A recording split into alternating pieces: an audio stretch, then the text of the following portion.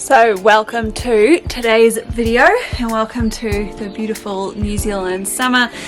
We've actually had some ridiculously hot temperatures considering it's only November, and so they're very thankful for the rain today, but it may start raining out in the background at some point during this video. So we're picking back up the Te Araroa topic in this video today, and I wanted to build on actually one of the more popular videos here on the channel. So you may remember back last year I put out a video going through exactly what it cost me to hike the North Island section of Te Araroa in the 2019-2020 season. That $6,000 for me was just to hike the North Island section of Te Araroa, and so you could expect to spend a lot more if you are through hiking the entire length of the Te Araroa trail. So why on earth is Te Araroa so expensive? Why does it cost so much to hike the Te Araroa trail? Well, I'm hoping to shed some light on exactly that matter here in this video, and to give you again a little bit more of a feeling for exactly what to expect if you are planning to come and hike the Te Araroa trail here in New Zealand.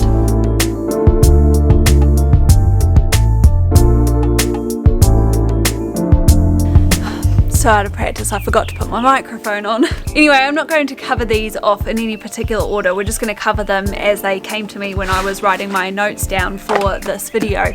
So the first thing that I want to cover off is one of the biggest reasons why the Te Araroa trail is so expensive, and that is because I factor in obviously the donation which is payable to the Te Araroa Trust before you start hiking. Now this is a donation, it isn't actually a mandatory expense, and in comparison to some of the other long distance trails in the world, there is no permit system for Te Araroa, so you don't need any kind of permission, or you don't need to make an application to the Te Araroa Trust before you start your through hike.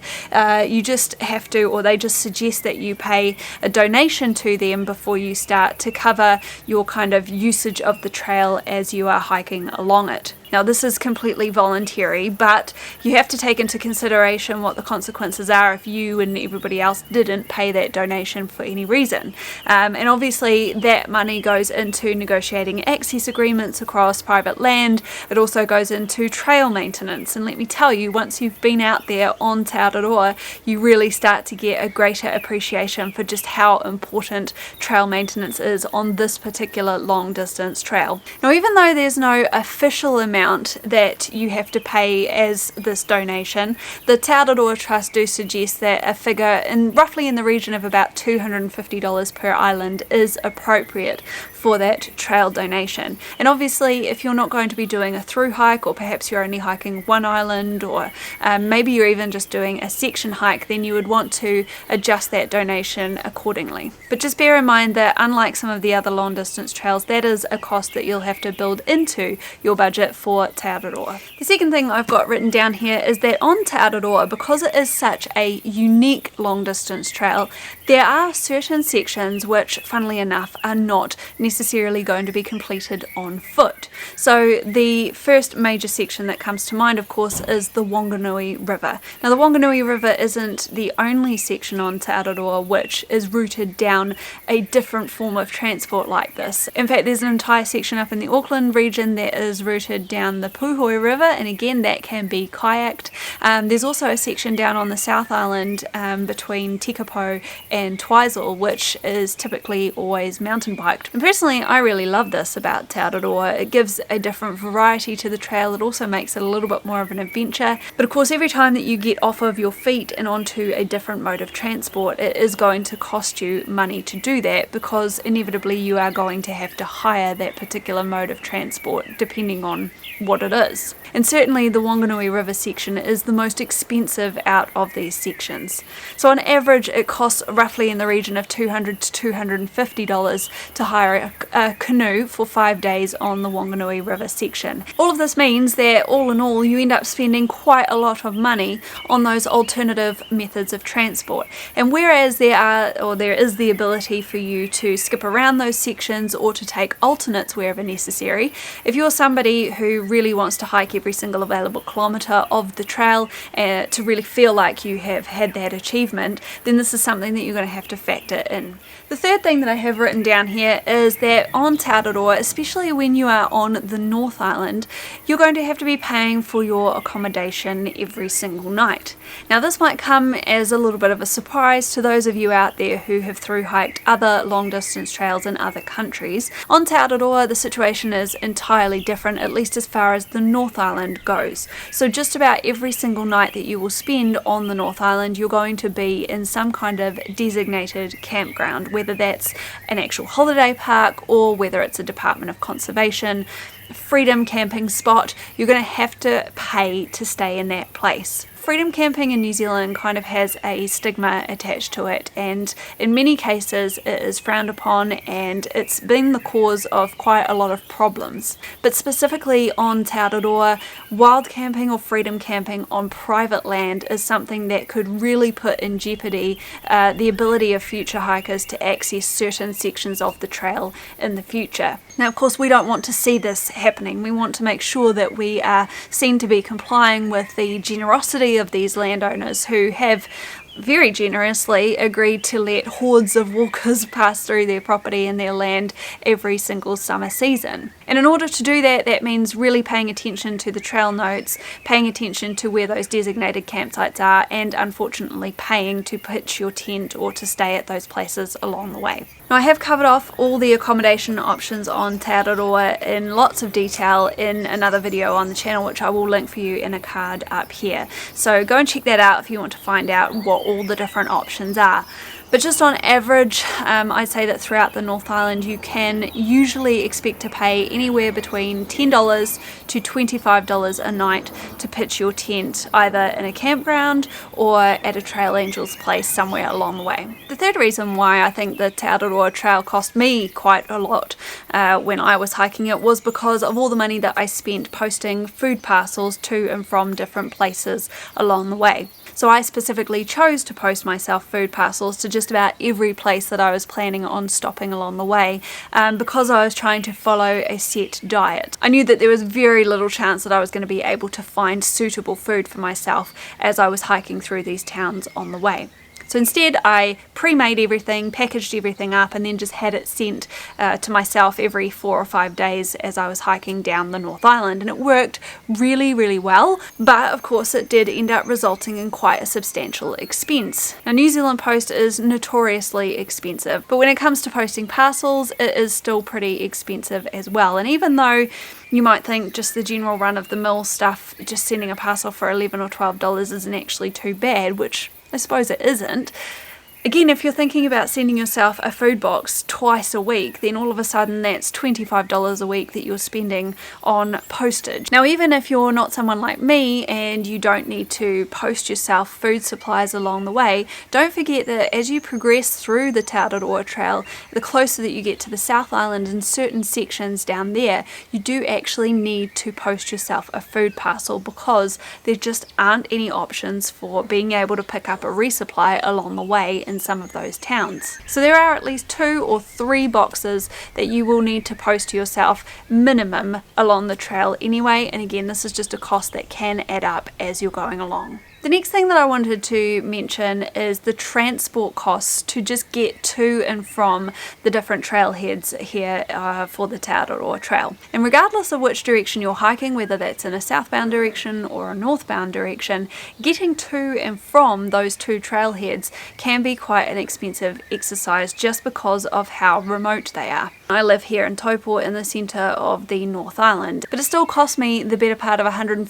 $175 to get myself from here in Taupo all the way up to Cape Reinga, and that was made up of, in my opinion, one of the cheapest methods of transport, which was actually just getting an intercity bus from here all the way up to Kaitaia and then actually getting picked up by Paulie at Utia Park once I reached Kaitaia. Now if you're going to be flying into Auckland, then obviously you're only going to have to get yourself from Auckland up to Kaitaia, and then you might decide that you want to hitchhike from Kaitaia up to Cape Reinga.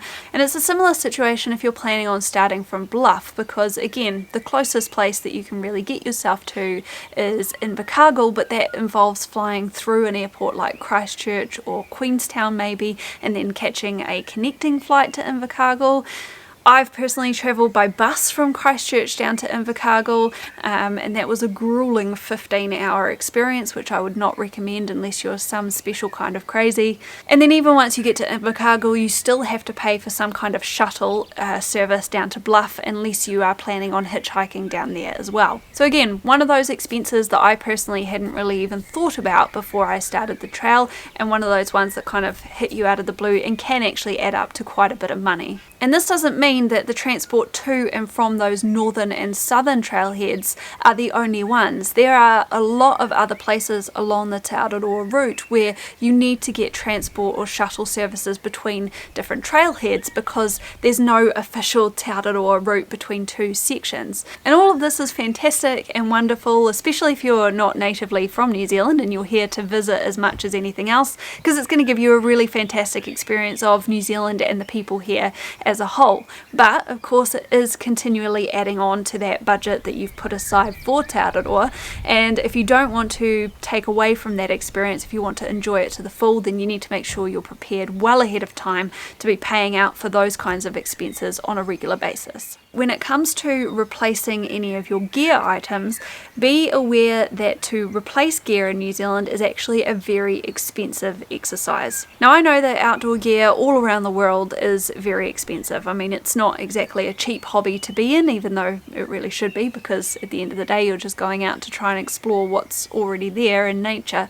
But in New Zealand that expense is kind of compounded a lot, primarily because of the fact that we are just this little island out here in the middle of the Pacific Ocean, and apparently it costs a lot of money to get gear items and things to our shores in the first place. And I always think back to, or allude back to, my experience when I was purchasing my sleeping pad for the trail. I managed to get my sleeping pad through REI over in the US. I had it shipped to a friend over there who then sent it to me, and I managed to actually get it landed here for something like 250 New Zealand dollars, which actually was a very reasonable price, especially when I was going into my local outdoor retailers here in town and also looking online in New Zealand. And that exact same sleeping pad, in order for me to buy it here in New Zealand, was close to 500 New Zealand dollars. It's the same situation with shoes and footwear, so expect to pay at least 250 New Zealand dollars to replace a pair of trail runners. Things like tents are going to be expensive just about anywhere as well, but again, a decent hiking tent here in New Zealand is probably going to set you back anywhere between 800 to 1200 New Zealand dollars. And then of course clothing is also just very expensive anyway, and even our merino products, even things like Icebreaker, which are made here in New Zealand, don't expect to get them any cheaper just because you're buying them from here in New Zealand. We still pay retail prices for them, the same as, the same price as would be paid elsewhere in the world. Now another distinction between how much it costs to hike the North Island versus how much it costs to hike the South Island is that typically your cost to hike through the North Island is always going to be higher anyway, and that is because you're passing through a lot of towns on a lot more regular basis. Obviously the more towns that you pass through, the more temptation that you've got to walk into a shop and buy something, or else to stop at a pub and maybe to grab a beer or a wine on the way through, or buy a burger or a pizza on your way through town. And also it's a great social occasion, so if you're enjoying being around the group that you've kind of found yourself with and you want to go and spend time with them and get to know them a little bit more, then typically you're going to be doing that by going out for a drink or a meal or something with them.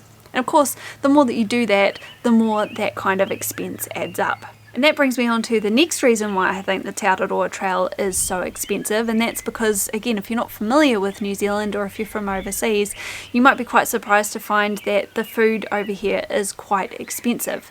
And that ranges right from whatever you can pick up at a supermarket all the way through to what you might pay at a restaurant or a cafe if you're going to be eating out. And this is exacerbated in the smaller towns where it's perhaps a little bit more difficult to get a big selection of food to them. So again, in my resupply video, which I'll link for you up here, I talk a lot about the smaller supermarkets or superettes that you'll find along the trail that you can pick up smaller items of food at. These superettes or supermarkets are actually really convenience stores, so they're designed to be there to support the local population so that they have access to the staple items like bread and milk and cheese and all of that kind of stuff. but often they're paying a premium for that because again it costs a lot more to get the trucks to deliver the food to those locations. So this again all adds to the price that you're going to end up paying. And the final thing that I wanted to mention, my final reason why I think that the Te Araroa trail is so expensive when compared to other long distance trails in the world, is because in general you're going to have to pay for Wi-Fi wherever you want it, and you're going to be paying through the nose for that Wi-Fi. So yes, you can buy yourself a phone data plan. You'll usually get data included in your cell phone plan if you're going to buy a New Zealand SIM card over here, but don't expect that to be an awful lot. In fact, for my $20 a month phone plan, I think I get about 1.5 gigabytes of data per month, which isn't too bad in a normal situation, especially if you're ducking between different areas of free Wi-Fi, you know, from home to work or something like that. But if you're relying on that data source for a period of a month, then you're going to get through that pretty quickly. So you might think, well, that's okay because you're staying in campgrounds and campsites along the way, or you might be staying with trail angels, and so you can just use the Wi-Fi that is at those particular institutions to make up that data allowance. But that's not exactly how it works, because in New Zealand, in my experience, even if you do turn up to a campground of some kind or a holiday park or even a hostel, you're going to have to pay for whatever internet usage you want to use. That's right, it doesn't usually come free unless that particular hostel is running a special kind of a deal for Te Araroa hikers, which wasn't that common in my experience. So how much are you going to pay for this? Well, be prepared. I saw it from as much as $10 to $15 for just 500 megabytes of data. Now, of course, not every single accommodation provider is necessarily going to charge you. There are some providers along the way that will allow you to use free Wi-Fi if they have it available, but just be prepared that that is by no means the rule. It is the exception along the way, and so if you are going to want some kind of access to decent Wi-Fi or internet coverage as you're passing through towns, then you're going to have to bear that cost in mind. Alright, so that just about wraps up this video, and not a moment too soon because it has just started to rain. Don't forget, if you do want to watch any of those other more in-depth videos, then I will link them also in the description below this video for you to check out. And don't forget to stay tuned here on the channel for the upcoming adventures over the summer. I am hoping that they are all going to go ahead as planned despite all of the COVID uncertainty at the moment, and I'm hoping to have another update out to you on that side of things very shortly. And as always, until next time, take care and stay safe out there.